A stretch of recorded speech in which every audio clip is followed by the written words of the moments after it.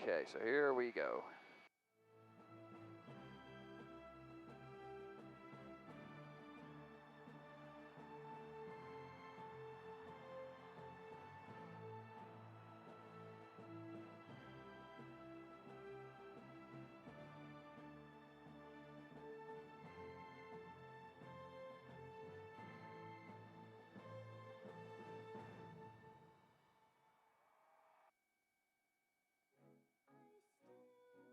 Okay, so underway here. It's going to take us about 5 minutes to get to the edge of the canyon. You can actually see the north rim over on the right there. We can't go directly there because the national park is there and the Grand Canyon Village. So for noise reasons, we stay out here. We try and be good neighbors, I suppose.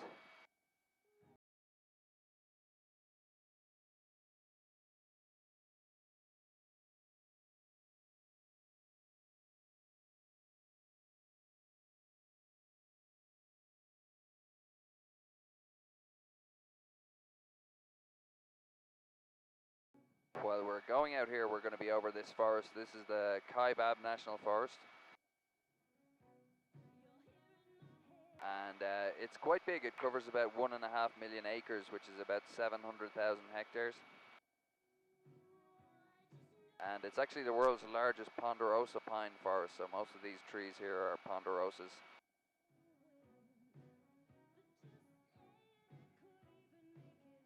And we do have a train track underneath us here. We'll be flying along parallel to it. And this is quite a historical train. It's been running for a long time. It comes from a town called Williams, which is about 50 or 60 miles south of here, so almost 100 kilometers to the south. Yeah. And there's quite a lot of entertainment aboard it now. It really brings tourists up to the Grand Canyon Village. They have bandits who get on it at one stage to rob the train, and then the sheriff comes along to save everybody, and they've singing cowboys and that kind of thing as well. So real Wild West experience.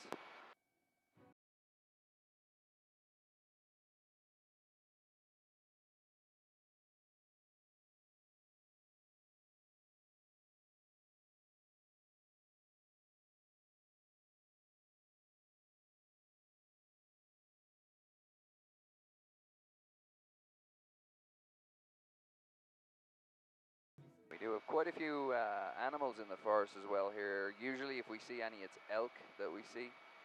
There's a lot of deer as well. We have coyotes. There was a couple of coyotes on the runway a few weeks ago. And there's mountain lions as well, and bobcats. Very occasionally a black bear, but those last three you don't see too many of. Especially the mountain lions. They're more nocturnal. They stay away from people, I think, if they've got the choice.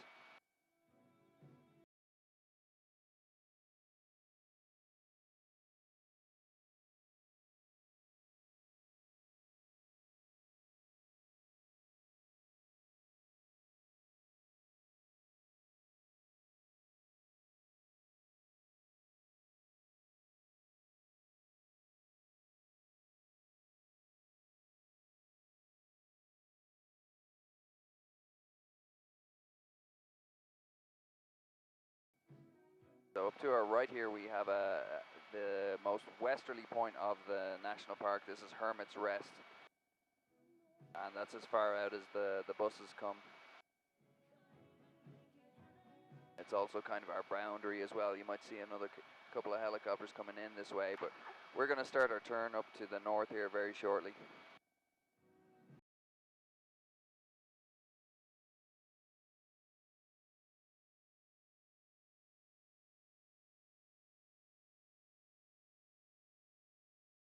Here is about 12 miles from rim to rim, so it's about 18 or 19 kilometers, which is a little bit wider than the average, which is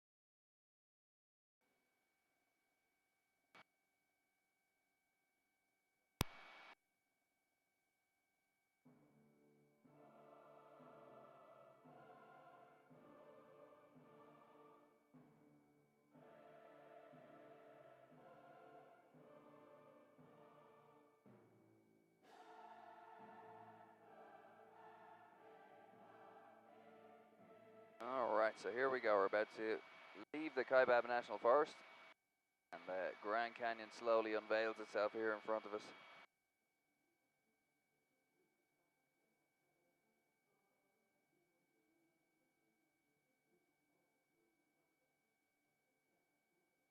So here we go.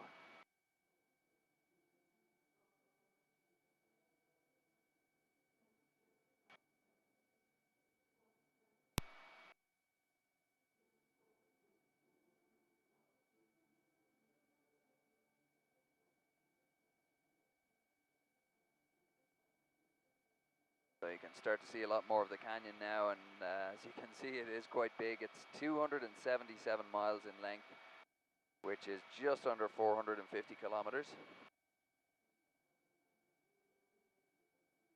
And we have the Colorado beneath us as well. You can just see it over to the right now.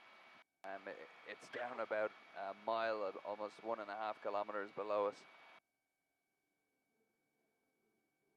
And it's quite a bit longer. It actually starts up in Wyoming. It comes all the way down through here, and used to go out to the Sea of Cortez in Mexico. But now they have the two dams on the river. They have the Hoover Dam, which is down to the west on our left-hand side here, and also the Glen Canyon Dam, which is further up north. So they use a lot of the water now to generate electricity for Arizona and Nevada and Southern California as well. But before they built those dams, and back in the 1500s when the Spanish came out here first, the water level was quite a bit higher, and it was actually a red color. It picked up a lot of the red rock that's further up north, and that's why they call it the Rio Colorado. It means the Red River. Okay. A little nervous there, Carmen, you were going to call me out on it. But yeah, normally now it's green. It's this green color. You can watch for boats as well as we come down here. There are some quite big rapids here, and they do a lot of the rafting and boat trips here as well. And the full tour down through the canyon takes anywhere from 8 days to 16 days. You camp on the shoreline at night and jump back into the boat the next morning, and away you go again. The bigger boats that they have, they're big blue inflatable boats. They have a motor on them, so they go a little bit faster, which is why it only takes the 8 days to do it.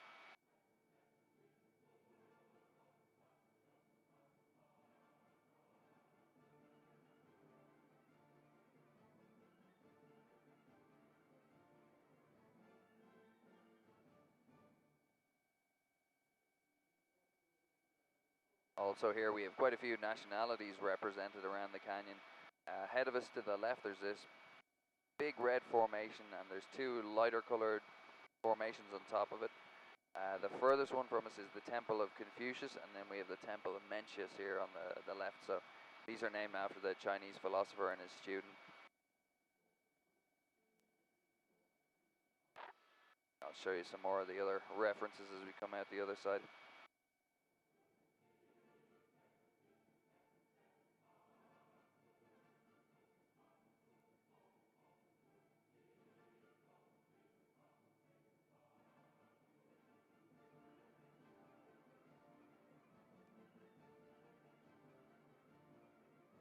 So this area of the canyon is known as the Dragon Corridor, and it gets its name from this ridge on the right hand side. This is the Dragon's Head, and if you look along the top of the ridge, there's kind of humps and waves all along it, so they say it looks like a dragon's back. We're going to cross over the dragon's tail up at the other end. This canyon, it's quite a lot smaller than the main Grand Canyon, but if it was anywhere else, it would probably be quite spectacular. From the top of the Dragon's Back over to the North Rim on the left is about 3 kilometers wide. It's just under 2 miles wide.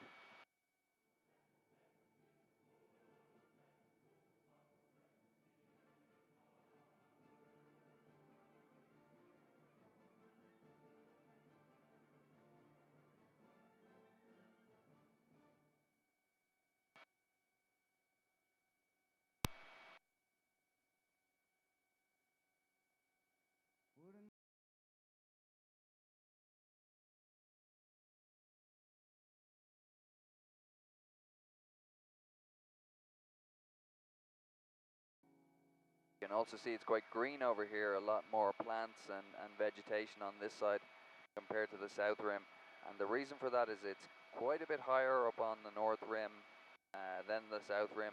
The temperatures are cooler year round, and it gets a lot more rain in the summer and a lot more snow in the winter, about maybe 4 or 5 meters of snow, so 10 or 15 feet of snow in the winter. And all that extra water runs down the side here.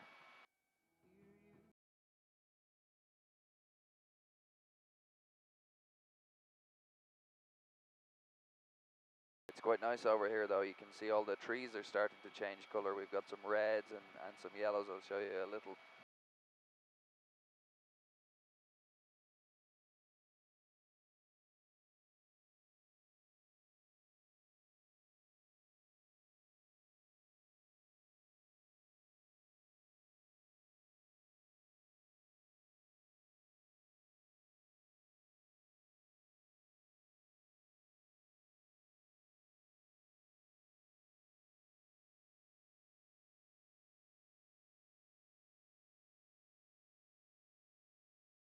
Up here, it's really just a huge forest. There's only one road on top of the north rim. It's over on the east side. And they actually close it anytime there's snow up here, so they'll probably close it this month or next month. And it'll stay closed until the end of, or the middle of May, usually next year.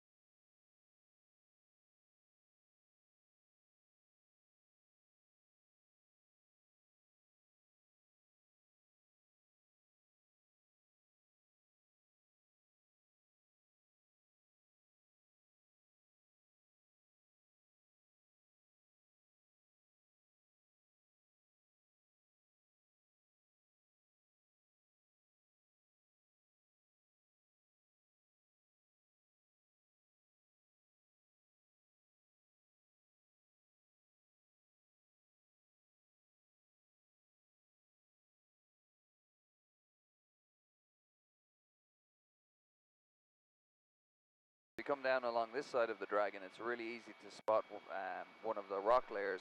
It's over on our right hand side, and it's a rock layer called, or it's made up of Coconino sandstone. And this is one of the harder rock layers here in the canyon. It's been quite important in shaping it because it's acted as kind of a barrier against the erosion.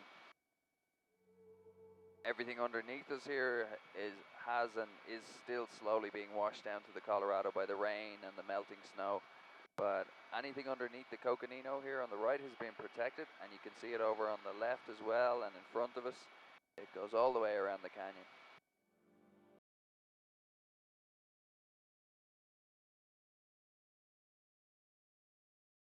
This layer, the Coconino layer, was a desert about 275 million years ago. It was all sand dunes. If you look closely, you can still see some angles or lines that cut down at angles across the face of the cliffs. And this was the shape of the sand dunes from back then. It was like a cross section of the dune.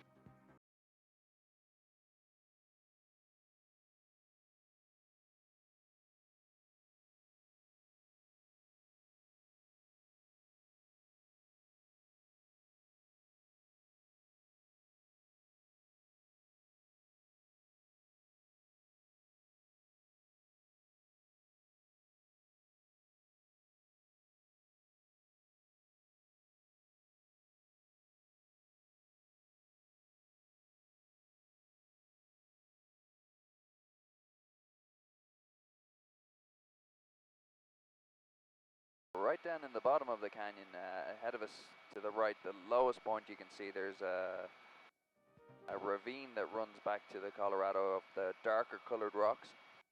And these are the Vishnu layer of rocks, or the Vishnu schist. These are the oldest exposed rocks in here. They're about 1.75 billion years old. So almost half the age of the Earth itself, and quite a lot older than the canyon. Every book you pick up has a different number on how old the canyon is, but It seems to have been formed, or it seems to have taken anywhere from 1.7 to 4 million years to actually form it. And it's still going on today as well. We had a lot of heavy rains in July and August and even the first part of September.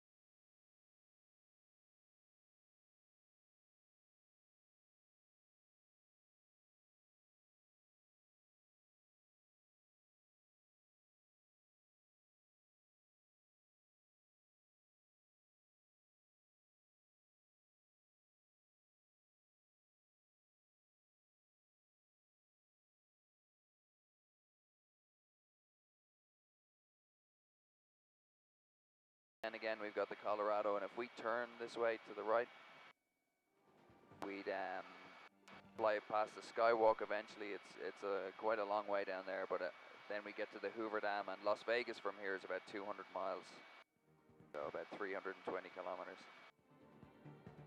We don't have enough fuel to get there.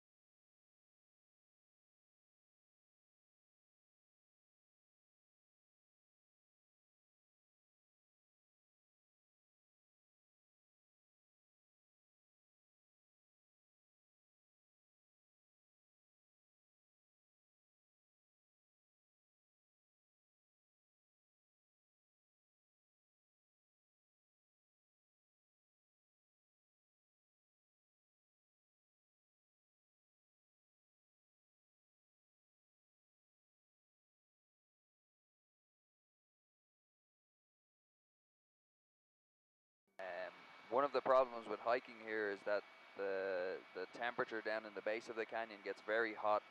In June and July, which is usually the hottest time of the year, it can get up to about 55 degrees Celsius. So a lot of people are unprepared when they go down. Some of the trails have water, some don't. So you really have to know where you're going and what water is available, or you can get into big trouble here.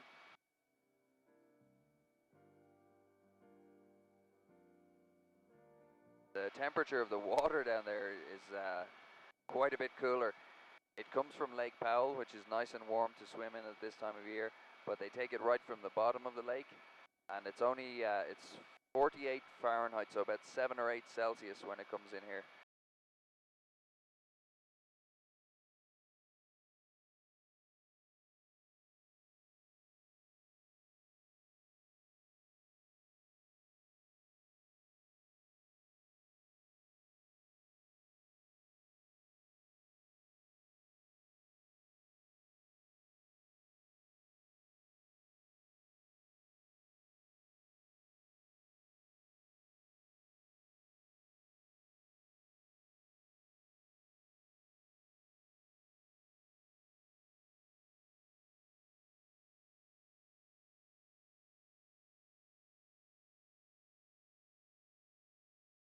We're back in here over the Kaibab National Forest. On the way back in here, there's some open areas. A lot of the trees, as we go back in, are either juniper or pinyon pines. And usually this is the best bet for seeing animals if we do see any. I haven't seen any yet today.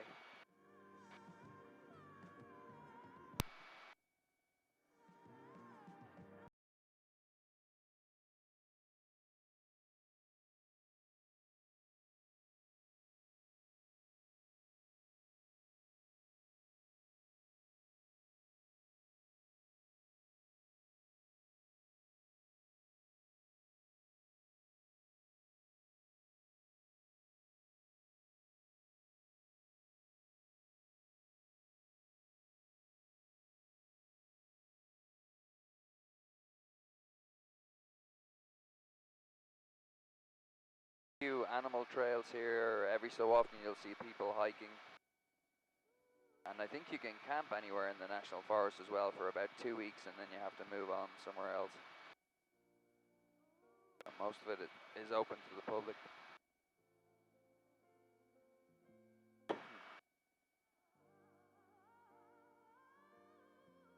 And here in front of us we have Route 66.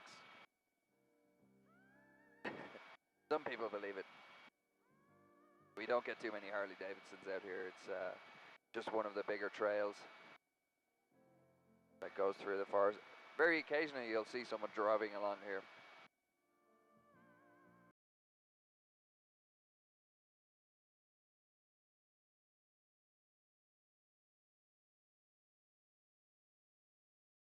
But this trail does turn to the left here. You'll see it appear through the trees. And it points up almost directly at the Grand Canyon Village. So you'll see that trail here now. And up on the rim there where the buildings are, that's where the hotels and restaurants, the visitor center is all up that direction.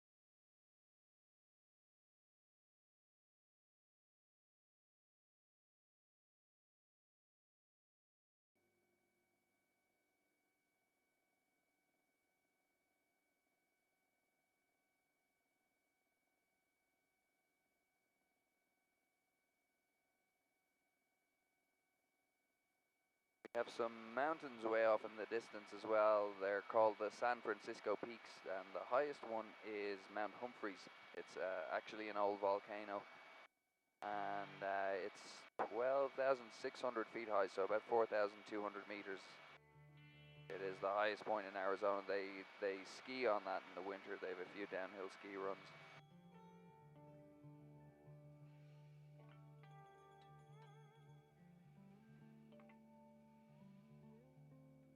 And we have some of the buildings of the airport down to the right as well.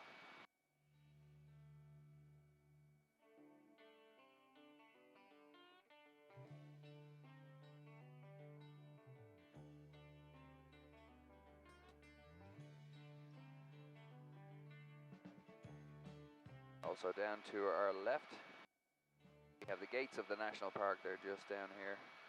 Usually a good way to check the traffic if you're going in there. It hasn't been that busy. I think that the season is starting to taper off a little bit.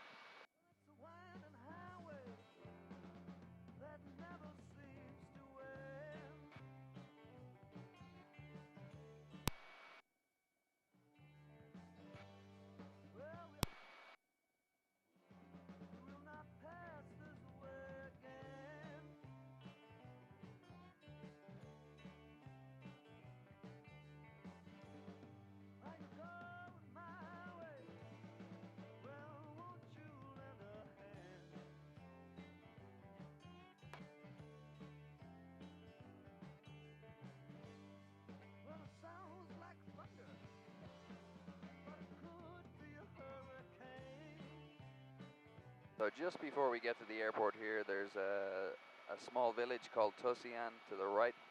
And it's really for people who are visiting the canyon. There's hotels, there's a big campsite down there, there's the IMAX theater as well.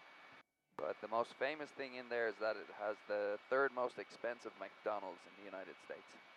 So it's not a cheap place to eat in there. Everything costs a little bit more than usual.